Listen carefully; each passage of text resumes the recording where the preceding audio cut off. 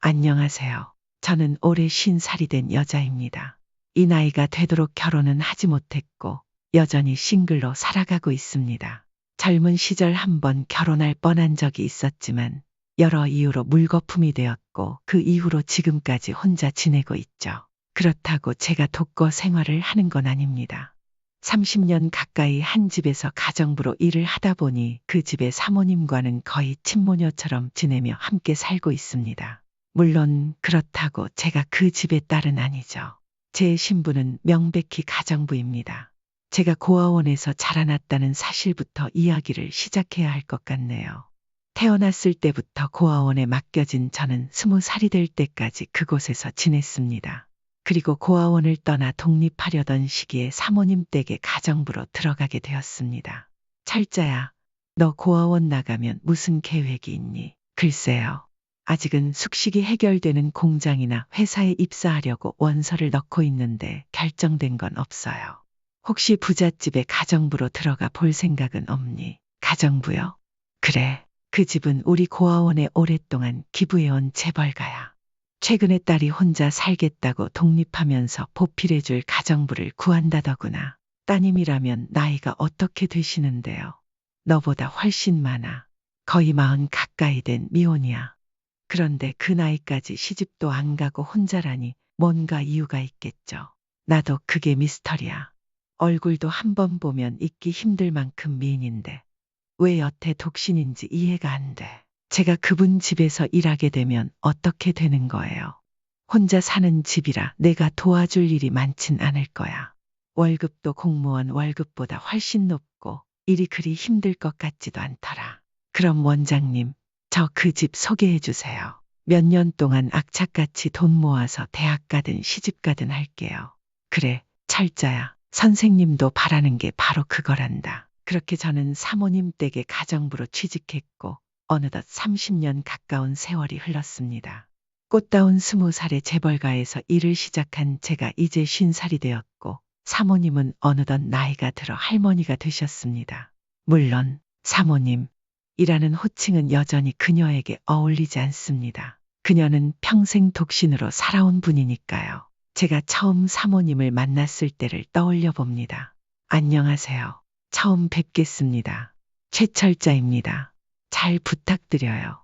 내가 오늘부터 우리 집에서 일하기로 한 철자라는 애구나. 네, 맞습니다. 그래, 얼굴 보니 똑 부러지고 야무지게 생겼구나. 나는 입맛이 까다로워서 밖에서 밥을 잘 못 먹어. 요리는 좀 할 줄 아니. 고아원에서 식당 일을 많이 도와서 요리는 자신 있어요. 그래, 조미료 많이 쓰지 말고 담백하게 해줘. 그리고 그냥 나를 사모님이라고 불러. 사모님이라고요? 그런데 그런 말 할 필요 없어. 사람들은 다 날 사모님이라 부르니까 그냥 그렇게 하면 돼. 뭐 내가 굳이 아가씨라고 부를 수도 있지만 그건 또 이상하지 않겠니? 알겠습니다. 사모님. 사모님은 처음 만난 날부터 솔직하고 호탕한 성격을 가진 분이었습니다. 요즘이야 40 넘은 처녀와 총각이 흔한 시대지만 30년 전만 해도 그 나이에 혼자인 여자는 드물었습니다. 나는 마음속에 남편이 있는 사람이다. 그때는 그 말이 그저 농담인 줄 알았습니다. 본인의 처지를 스스로 희화화하는 거라 생각했죠. 하지만 시간이 지나면서 그것이 농담이 아니었다는 걸 깨닫게 되었습니다. 사모님의 말은 거짓이 아닌 가슴 깊이 새겨진 진실이었습니다. 다만 그 진실을 이해하기까지는 30년이라는 긴 시간이 필요했고 그것도 그녀가 세상을 떠난 후에야 알게 되었습니다. 어찌 됐든 저는 사모님 댁에서 일을 시작했고 제 손끝에서 나오는 음식들은 사모님의 입맛에 꼭 맞았습니다. 철자야, 넌 나이도 어린데 이런 음식을 어떻게 이렇게 잘 만드니? 입맛에 맞으세요? 그럼 옛날 외가에 갔을 때 외할머니가 해주시던 바로 그 맛이야. 제가 고아원에서 살 때 주방 할머니와 친했거든요. 그분께서 음식을 가르쳐 주셨어요. 특히 봄마다 들에서 쑥이니 나물이니 캐다니며 요리했죠. 내가 직접 캔 쑥으로 만든 거란 말이지. 이건 또 별미네. 언제 이렇게 쑥을 캐왔니? 지난번 사모님 쉬시는 날 산책 갔다가 쑥이 보여서 주머니에 한가득 담아왔어요. 내가 쑥버무리를 좋아하는 건 어떻게 알았니? 이거 10년 만에 먹어보는 것 같은데.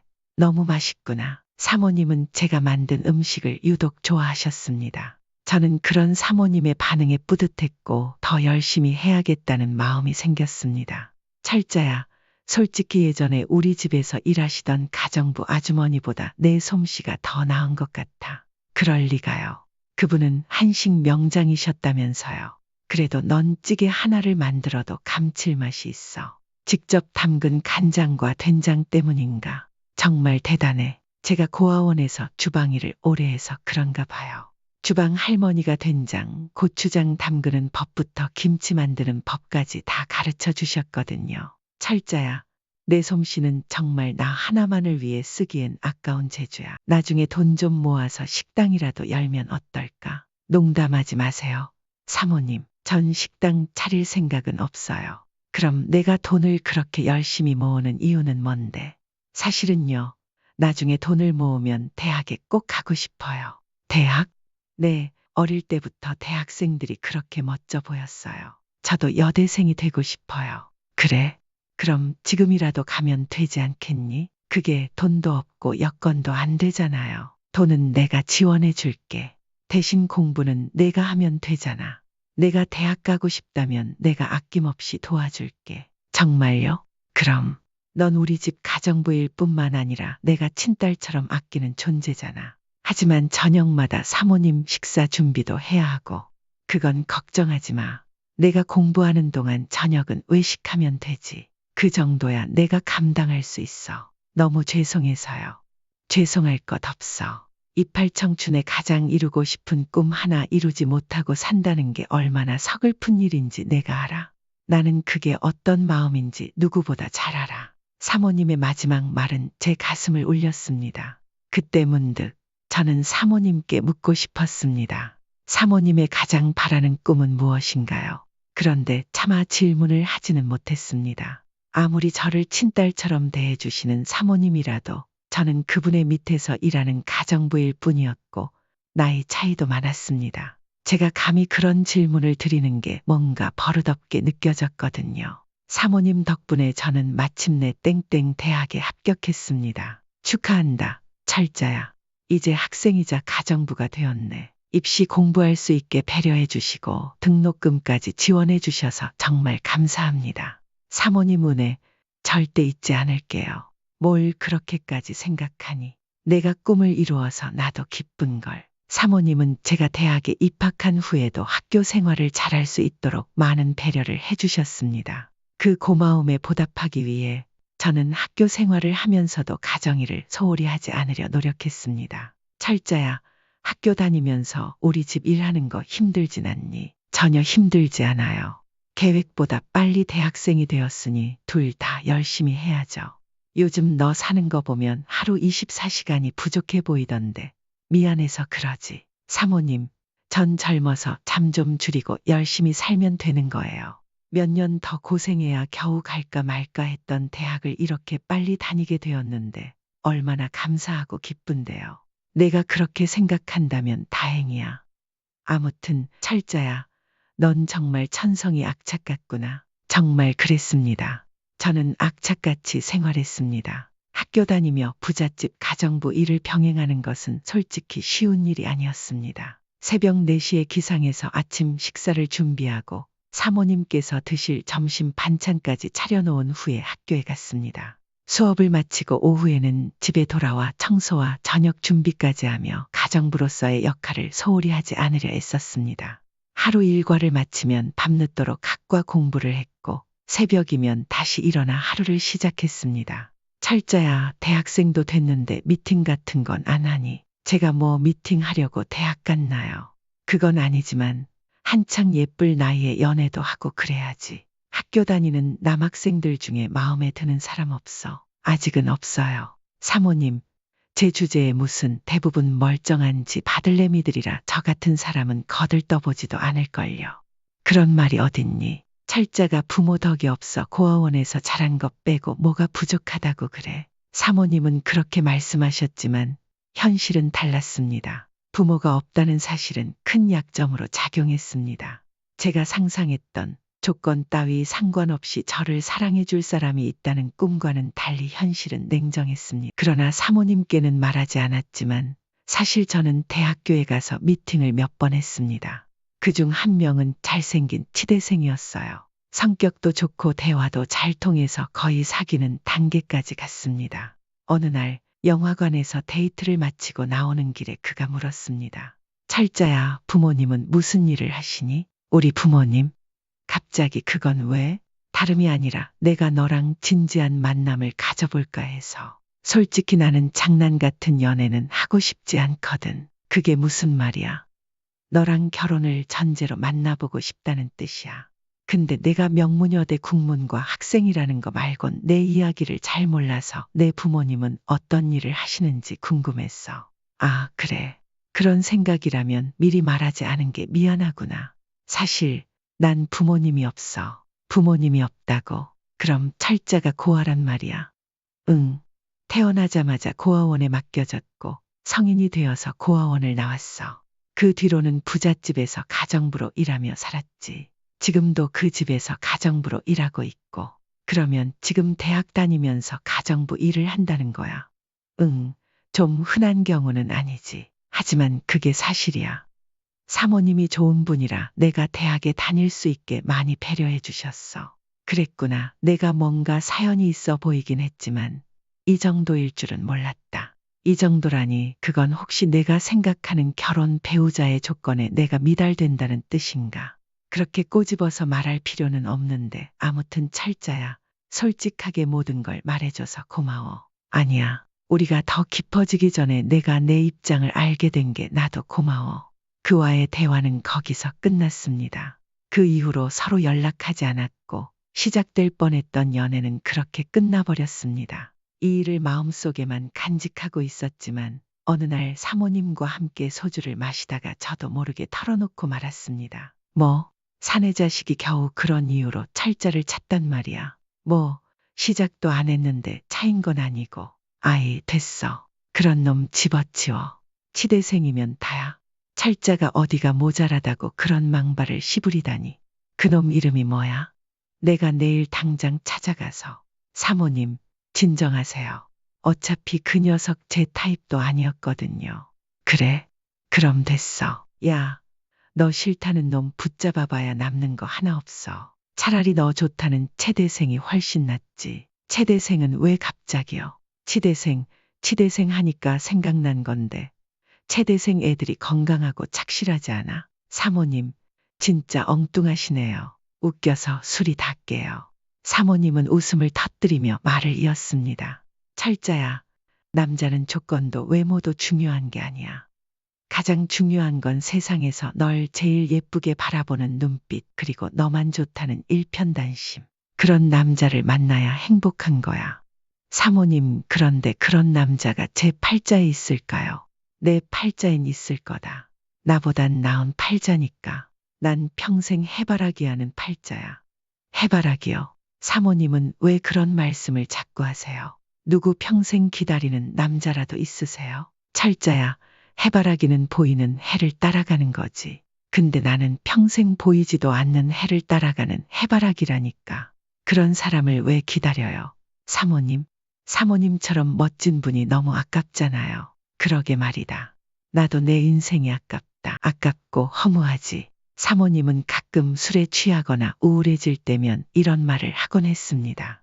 평생 해바라기 하는 팔자. 어렸던 저는 그게 무슨 뜻인지 잘 이해하지 못했지만 나이를 먹으면서 점점 궁금해지기 시작했습니다. 그때까지만 해도 사모님 말 속에 그렇게 기구하고 깊은 사연이 숨겨져 있을 거라곤 조금도 상상하지 못했습니다. 저는 그저 젊은 시절 어긋난 연애의 한 토막을 술김에 두서없이 풀어놓는 거라고 짐작했을 뿐이었죠. 제가 대학을 졸업할 때쯤 사모님은 저를 불러 이런 제안을 하셨습니다. 철자야, 대학 졸업하고도 내 밑에서 계속 가정부로 일할 생각이니? 당연하죠, 사모님. 사모님 덕분에 제가 대학도 졸업했는데 앞으로 더 열심히 모셔야죠. 철자야, 넌 이제 더 이상 가정부라고 하기엔 너무 큰 그릇이 됐어. 명문여대를 졸업했는데 뭐하러 내 밑에서 가정부 일을 하려고 하니? 그건 사모님께 감사하기도 하고요. 저도 사모님을 떠나고 싶지 않아요. 내가 착하고 의리가 있어서 그런 말 하는 건 알지만 대학 졸업장도 생겼으니 더 넓은 세상으로 나가 내 능력을 펼쳐보렴. 제가 정말 사모님 곁을 떠나도 괜찮으시겠어요? 당연히 널 내 곁에 두고 싶지. 너처럼 야무지고 손끝이 매운 가정부를 어디서 구하겠니? 게다가 너랑 대화도 잘 통하고 내가 결혼은 안 했지만 딸이 있다면 꼭 너 같은 딸이었으면 좋겠다고 생각할 때가 많았어. 사모님, 하지만 철자야, 넌 나처럼 여기 틀어박혀 살 아이가 아니야. 젊을 때 회사 같은 데 들어가서 일도 해보고 혹시 아니? 사회생활하다 보면 멋진 신랑감을 만날지도 모르잖니. 그런데 만약 사회생활이 제게 안 맞다면요. 그땐 고민 말고 다시 돌아오렴. 난 언제나 너를 환영할 테니까. 사모님, 꼭 필요한 순간엔 저를 다시 불러주셔야 해요. 약속해 주세요. 그래, 약속할게. 사모님의 따뜻한 배려와 응원 덕분에 저는 대학을 졸업한 후 사모님 댁을 떠나 독립했고 본격적인 사회생활을 시작했습니다. 제가 선택한 직업은 라디오 프로그램의 보조작가 일이었어요. DJ 멘트를 작성하고 방송국으로 도착한 사연을 다듬어 방송에 적합하게 만드는 일이었죠. 처음에는 익숙하지 않았지만 점차 적응하며 재미를 붙여가던 무렵 한 통의 전화를 받게 되었습니다. 전화는 사모님 댁의 운전기사 김 기사님이었습니다. 철자야, 요즘 어떻게 지내니? 저 방송국에 취직해서 일하고 있어요. 김 기사님. 잘 지내시죠? 사모님은 건강하시고요. 사모님 건강 때문에 사실 너한테 전화를 건 거야. 건강이요? 무슨 말씀이세요? 사모님께서 얼마 전에 암 판정을 받으셨어. 그런데 치료를 거부하시고 집에만 계셔. 식사도 잘 안 하시고 마음이 너무 아프다. 암이라뇨? 대체 무슨 암인데요? 왜 치료를 안 받으신대요? 그건 우리한테도 말씀 안 하셔. 그냥 방에 들어박혀 계셔서 철자 씨가 딸처럼 가까우시니 혹시나 해서 전화한 거야. 잘하셨어요, 김 기사님. 제가 당장 오늘 댁으로 갈게요. 전화를 끊자마자 저는 한달음에 사모님 댁으로 달려갔습니다. 오랜만에 뵌 사모님의 얼굴은 말도 못할 정도로 수척했고 병색이 완연했습니다. 사모님, 이게 대체 어떻게 된 일이세요? 살이 왜 이렇게 많이 빠지신 거예요? 아휴, 내가 요즘 몸이 좀 안 좋아서. 그런데 방송국 다니느라 바쁜 내가 여긴 어떻게 알고 왔어? 김 기사님 전화 받고 당장 달려왔죠. 사모님, 암이라뇨? 대체 무슨 암이에요? 치료도 안 받고 이렇게 계시면 어떡해요? 초췌한 몰골의 사모님을 보자 저도 모르게 눈물이 쏟아졌습니다.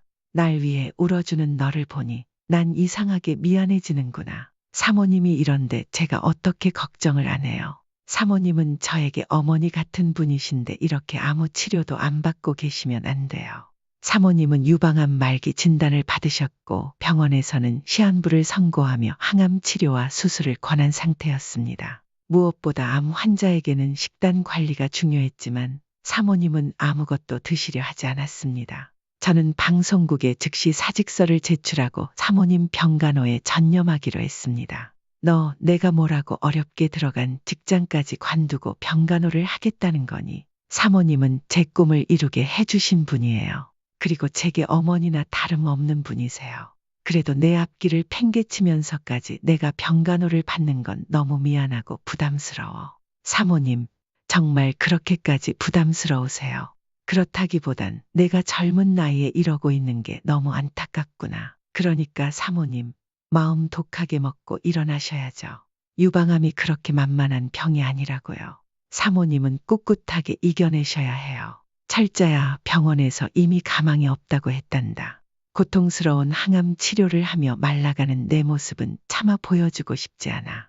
사모님은 제게 꿈을 꾸게 해주셨고 제가 행복하게 살도록 아낌없이 도와주신 분이에요. 저는 태어나 처음으로 엄마가 주는 사랑을 사모님께 느꼈어요. 철자야, 제가 감히 사모님을 어머니라 부를 순 없지만 사모님은 저에겐 세상에서 가장 소중한 분이에요. 사모님이 제 곁에서 떠나시면 저는 정말 혼자 남는다고요.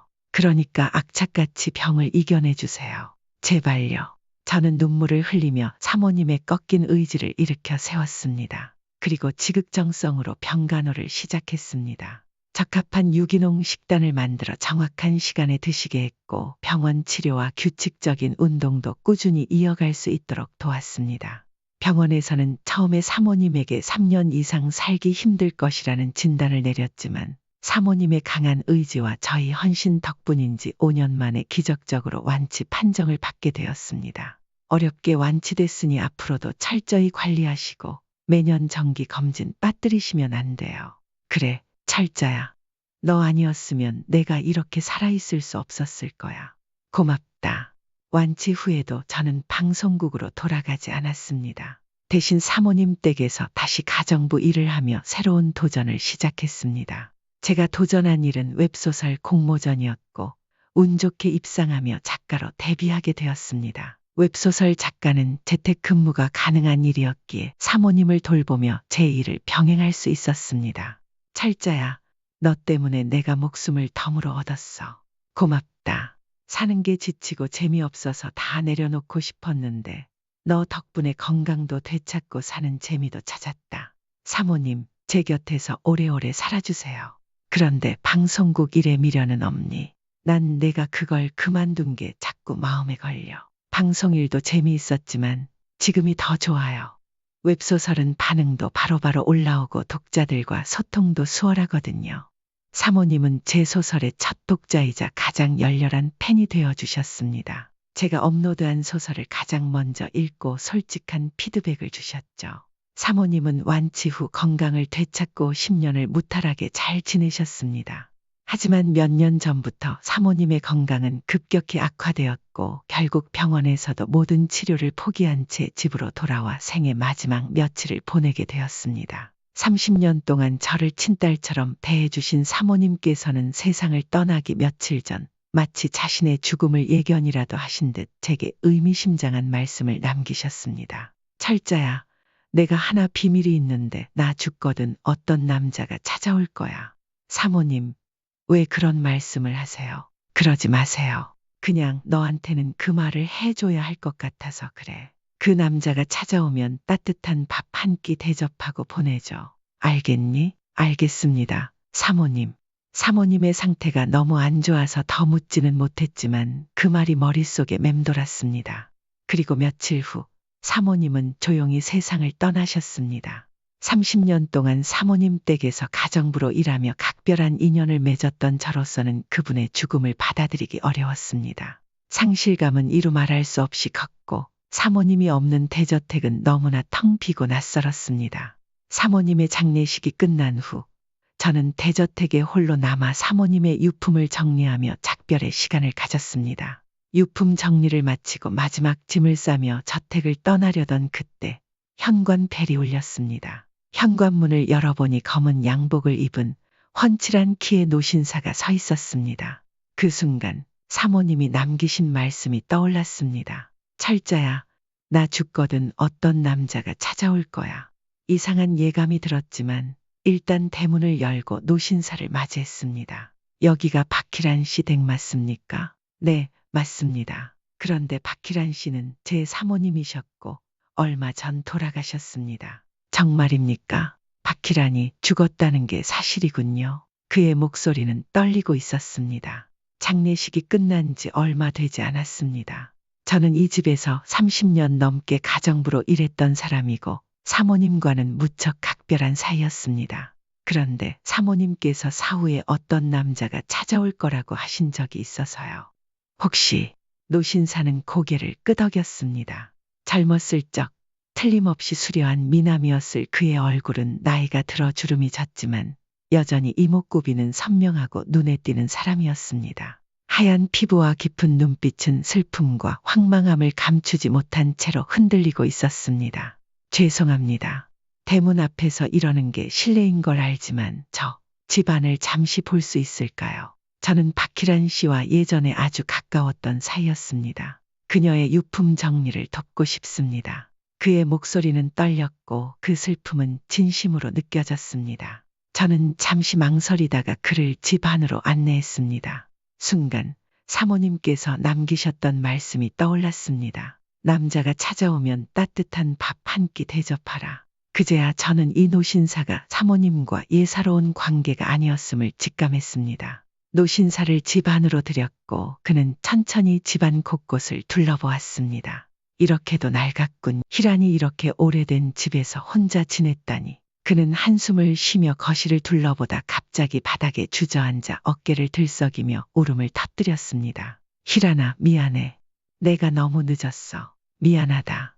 하얀 백발의 노신사가 사무치게 우는 모습은 처연하면서도 비통해 보였습니다. 저는 한동안 아무 말도 할 수 없었고 그저 그를 지켜볼 수밖에 없었습니다. 저 사실 사모님께서 신사분이 찾아오시면 밥을 대접하라고 부탁하셨습니다. 괜찮으시면 저와 함께 식사하시겠어요? 그는 울음 섞인 목소리로 조용히 고개를 끄덕였습니다. 저는 생전에 사모님이 좋아하셨던 반찬들로 저녁상을 차렸고 함께 겸상하여 식사를 했습니다. 식사 중 노신사는 젓가락을 내려놓고 천천히 말을 꺼냈습니다. 희란과 저는 한때 열렬히 사랑했던 사이였습니다. 정말인가요? 네. 결혼을 약속하고 미래를 함께 하기로 했지만 우리 둘 사이에는 허락되지 않은 일이었죠. 그가 들려준 사모님의 과거 이야기는 상상조차 할 수 없을 만큼 기구하고 비극적이었습니다. 희란이를 처음 만난 건 대학 캠퍼스에서였어요. 저는 군대를 다녀온 복학생이었고 희란이는 외국에서 유학을 마치고 돌아온 부잣집 아가씨였죠. 그때는 서양미술사 교양 수업을 듣고 있었는데 그는 마치 그날로 돌아간 듯 추억을 더듬기 시작했습니다. 저기요, 서양미술사 듣죠? 보니까 노트 필기를 부지런히 하던데 좀 빌려주실 수 있을까요? 싫은데요. 제 노트는 제 거예요. 남자가 노트 하나 빌리겠다는데 그리 인색해요. 그만 튕기고 노트 좀 빌려주세요. 제가 소원 하나 들어드릴게요. 소원이 뭔데요? 당신과 사귀는 거요. 그게 제 소원이에요. 갑자기 무슨 말이에요? 노트 빌려달라고 하더니 어이없네. 아니, 진짜예요. 저랑 사귀는 거 그게 제 소원이에요. 웃기시네. 내가 그런 거에 넘어갈 사람으로 보여요. 그는 웃으며 당시를 회상했습니다. 희란이를 처음 본 순간 나는 그녀를 사랑했습니다. 말을 걸 기회를 엿보다가 어찌할 바를 모르고 있다가 용기를 내어 미끼를 던진 거죠. 노트 이야기가 우리 사이를 시작하게 한 핑계였습니다. 그렇게 사모님과 노신사는 대학 시절 교양 수업을 계기로 불같은 연애를 시작했습니다. 희란이는 너무나 특별한 사람이었어요. 자신감 있고 지적이면서도 유머러스했죠. 그녀와 함께한 시간은 모든 순간이 황홀했습니다. 노신사의 목소리는 추억에 잠겨 떨렸습니다. 하지만 그들의 사랑이 행복하게 이어지지 않았음을 짐작할 수 있었습니다. 만난 지 한 달도 채 되지 않아 두 사람은 결혼을 약속했습니다. 살면서 이런 확신은 처음이야. 희민 씨가 내 운명의 상대라는 게 느껴져. 희란아, 우리 졸업하기 전에 결혼할까? 너도 유학 다녀와서 다시 시작했고 나도 복학생이라 졸업하려면 2년이나 남았는데 2년은 너무 길지 않아? 하루라도 더 빨리 너랑 결혼하고 싶어. 근데 나 벌써 결혼한다고 하면 우리 아버지 기절하실지도 몰라. 그럼 나더러 2년씩이나 기다리라는 거야. 난 더는 너랑 데이트하고 따로 집에 들어가는 거 그만하고 싶다. 노신사의 끈질긴 구애와 사랑은 사모님을 완전히 사로잡았고 두 사람은 각자 집에 결혼 허락을 받으러 가기로 했습니다. 사모님은 먼저 노신사의 집에 인사를 가게 됐습니다. 그런데 거기서 예상치 못한 큰 갈등이 벌어졌습니다. 얼굴이 낯이 익은데 혹시 그쪽에 친오빠 있어요? 어떻게 하셨어요? 제게 오빠가 한 명 있긴 해요. 오빠 이름이 뭐죠? 우리 오빠 이름이요? 박희진인데요. 뭐라고요? 박희진? 땡땡 대학교 조소과의 박희진. 네, 맞아요. 그런데 그걸 어떻게 하세요? 갑자기 거실 공기가 얼어붙었습니다. 노신사의 가족들은 심각한 표정으로 희란을 바라보았고 곧이어 거친 목소리가 터져나왔습니다.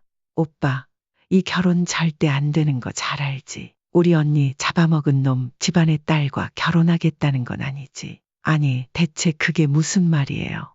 세란 기업딸이 여기 왔다는 게 말이 되냐? 희민아, 너 정신이 온전히 박혀 있는 거냐? 어머니, 전 희란이 그 집 딸이라는 걸 전혀 몰랐어요. 이제 알았으니 됐잖아요. 됐긴 뭐가 돼? 당장 내 집에서 나가. 내가 아무 잘못이 없다는 건 알겠지만 우리 가족은 너희 집안 사람 얼굴을 보는 것 자체가 고통이야. 우리 멀쩡한 언니가 그쪽 오빠 때문에 목숨을 끊었는데 우리가 너 같은 사람을 어떻게 받아들이겠니? 노신사의 여동생이 날카로운 목소리로 몰아붙였습니다. 선미야, 내 말이 너무 심하잖아. 희란이가 뭘 잘못했다고 그래? 잘못이 없다고. 오빠, 언니가 어떻게 죽었는지 벌써 잊었어? 박희진 그놈이 언니를 야비하게 배신해서 우리 언니가 그렇게 억울하고 비참하게 세상을 떠났잖아. 그런데 그놈 집안 딸과 결혼하겠다고. 내가 정말 말이 안 나온다. 그 집 분위기는 험악해졌고 사모님은 더는 자리를 지킬 수 없었습니다. 결국 그녀는 쫓겨나다시피 그 집을 떠나야 했습니다. 노신사는 울상을 지으며 그녀를 붙잡으려 했지만 이미 상황은 걷잡을 수 없이 틀어져 있었습니다. 사모님은 젊은 시절 그렇게 노신사의 가족으로부터 외면당하며 그 집 문을 나섰습니다. 이게 대체 다 무슨 소리야? 우리 오빠 때문에 여동생이 스스로 목숨을 끊었다는 거야. 희란아, 내가 몇 년간 유학을 다녀와서 몰랐겠지만 그 사이에 내 오빠와 내 여동생이 연애를 했어. 그런데 내 오빠가 다른 여자와 눈이 맞아 내 여동생을 버렸고 결국 우리 선주는 그 충격으로 노신사의 어머니가 말을 잇지 못하고 눈물을 훔쳤고 그의 여동생은 매섭게 말을 이어갔습니다. 우리 가족에겐 끔찍한 일이었어. 그 일을 겪은 후로 우리 가족은 내 오빠를 원망하며 살았어. 그런데 하필 그 집안의 딸과 결혼하겠다고 데려오다니 이게 말이 된다고 생각해. 사모님은 그 자리에서 아무 말도 할 수 없었습니다. 말문이 막힌 채로 그녀는 자신이 결코 이 결혼을 받아들일 수 없다는 사실을 뼈저리게 느꼈습니다. 희란아, 우리 결혼은 당분간 힘들 것 같아. 지금 그게 무슨 말이야? 희민 씨, 나한테 헤어지자는 소리야. 결혼하자고 그렇게 조를 땐 언제고 이제 와서 헤어지자는 거야. 희란, 우리 어머니도 심장이 약하시고 여동생도 절대 이 결혼을 용납하지 않을 거야. 내 오빠와의 일이 우리 가족에게는 너무 큰 상처였어. 그럼 나도 당신 없이는 죽을 만큼 괴로운데 그건 상관없다는 거야. 그런 말이 아니야, 희란아. 나도 너 없이 못 살아. 하지만 당장은 방법이 없어. 방법이 없다면 난 기다릴게. 당신이 가족들을 설득할 때까지 평생이라도 기다릴 거야. 희란아, 정말 그렇게 기다려줄 수 있어? 평생이 걸리더라도 할머니가 되어도 평생이라도 기다릴 거야. 그렇게 두 사람은 아프고도 긴 이별을 했습니다. 노신사의 이야기를 들으며 저는 눈물이 흘렀고 무슨 말을 해야 할지 몰랐습니다. 잠시 자리에서 일어나 사모님의 유품을 몇 가지 가져와 그에게 건넸습니다. 그 중에는 사모님이 평생 써오신 일기장이 있었습니다. 이건 사모님께서 남긴 일기장입니다. 다 읽어보진 못했지만 몇 장만 봐도 누군가를 하염없이 기다리고 그리워하는 내용들로 가득했어요. 너무 사적인 내용 같아서 다 읽진 않았습니다만 신사분께서 가져가시는 게 맞는 것 같아요. 노신사는 아무 말 없이 일기장을 받아들고 한참 동안 눈물을 삼켰습니다. 그리고 입을 열었습니다. 몇 년 전 어머니도 돌아가셨고 얼마 전에 여동생이 내게 이렇게 말했어요. 이제 그만 그 여자에게 가보라고, 더 이상 오빠의 사랑을 반대하지 않겠다고, 마음대로 떠나라고요. 그랬다면 조금만 더 빨리 허락을 해주셨더라면 좋았을. 제 말에 노신사는 아무 대답도 하지 못한 채 하염없이 눈물을 흘렸습니다. 그는 사모님의 유품 몇 가지와 일기장을 가지고 떠났습니다. 그의 마르고 수척한 뒷모습은 금방이라도 허물어질 것처럼 보여 마음이 아팠습니다. 그렇게 노신사를 떠나보내고 저도 제 짐을 싸서 대저택을 떠났습니다. 그런데 며칠 후 저는 충격적인 소식을 접해야 했습니다. 사모님을 떠나보낸 후 여러 가지로 마음이 심란해져 여행을 떠나려 짐을 챙기고 있던 중 모르는 번호로 전화 한 통이 걸려왔습니다. 저 박희란 씨 댁에서 일하시던 분 되시나요? 네, 제가 사모님 댁 가정부로 일하던 사람인데요. 누구신가요? 얼마 전에 그 댁을 찾아갔던 노신사분 기억하시나요? 김희민 씨라고요. 네, 기억합니다. 그분께서 사모님 유품을 챙겨가셨는데 무슨 일이신가요? 저는 김희민 씨의 장남입니다. 다름 아니라 저희 아버지께서 어젯밤 운명하셨습니다. 그런데 유언으로 박희란 씨의 일기장을 다시 당신께 전해달라고 하셔서 연락을 드렸습니다. 전화를 받는 순간 충격과 황망함이 저를 휘감았습니다. 곧장 김희민 씨의 장례식장으로 달려갔습니다. 장례식장에서 그의 아들은 조용히 입을 열었습니다. 박희란 씨 댁을 다녀오신 다음 날 사실 아버지께서 스스로 생을 마감하셨습니다. 사람들에겐 사인을 밝히지 않았지만 사연을 아시는 분께는 말씀드려도 될 것 같아 전합니다. 그의 말을 듣는 순간 숨이 막힐 듯 했습니다. 평생을 기다리던 여인을 먼저 떠나보낸 그 남자는 결국 그녀를 따라갔습니다. 그 마음을 생각하니 비통함이 몰려왔습니다. 저는 떨리는 손으로 노신사의 영정에 조문을 드리고 그의 아들로부터 사모님의 일기장을 다시 받아들었습니다. 아버지는 평생 박희란 씨라는 여자분을 잊지 못해 가정까지 버린 분이었습니다. 저는 아버지의 아들이지만 5살도 되기 전에 아버지가 집을 떠나 얼굴도 거의 보지 못하고 자랐습니다. 그의 말에 저는 아무 대답도 할 수 없었습니다. 하지만 그는 차분하게 말을 이어갔습니다. 박희란 씨의 일기를 읽어봤습니다.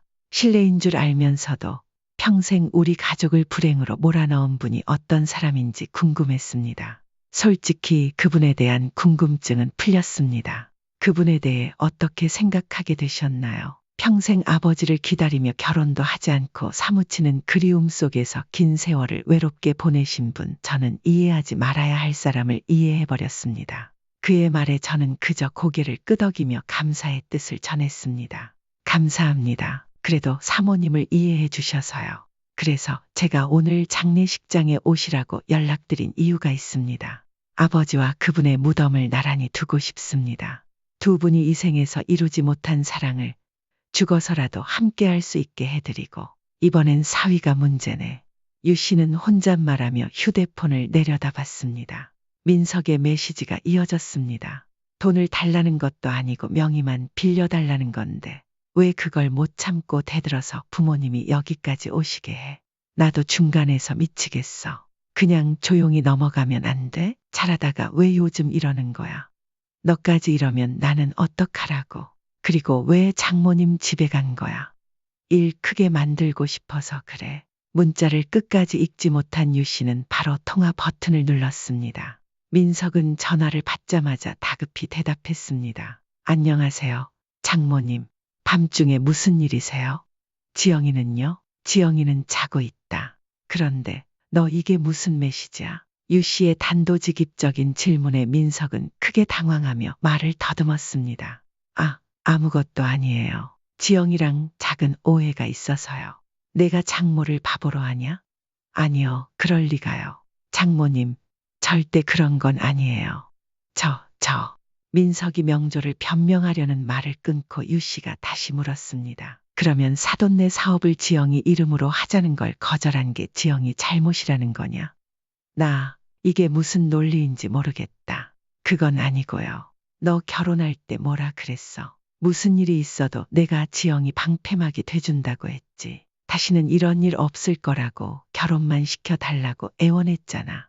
그런데 이게 내가 말한 방패막이냐? 민석은 잠시 말이 없더니 어쩔 수 없다는 듯 대답했습니다.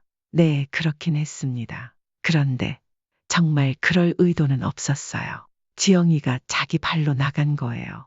유 씨는 화가 머리끝까지 치밀었습니다. 자기 발로? 애가 오죽했으면 울면서 여기까지 왔겠냐? 너는 어떻게 임신한 애를 이런 상황에 내몰아? 유 씨가 다시 한번 쏘아붙이려는 순간 옆에서 사돈이 전화를 가로챘습니다. 사돈, 말씀이 심하시네요. 누가 누굴 쫓아냈다고 하시는 건가요? 지금 집 나간 며느리 때문에 골치 아픈 게 누군데요? 유 씨는 바로 받아쳤습니다.